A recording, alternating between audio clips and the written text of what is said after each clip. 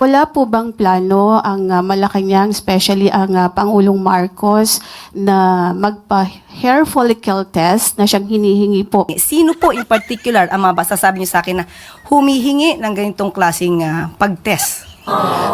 Ang atin pong mga kababayan Sino na po in Madam particular? Yusek, Na po napanood pwede po niyo po? sigurong Ikaw na po ba? Sige po. Kayo po ang humihingi?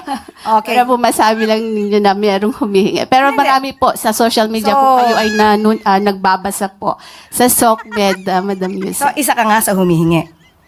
Kasi po gusto Sige, niyo, tanong ko nga, isa ka ba? Kasi we have to be specific on this. Isa ka ba sa humihingi? ang mga kababayan po natin. So, isa ka sa humihingi. Actually, I'm a journalist. Hindi Yes, nga, naman po tanong ako ko humihingi. Pero parang gusto ninyo na meron lang kayong Basihan. basihan.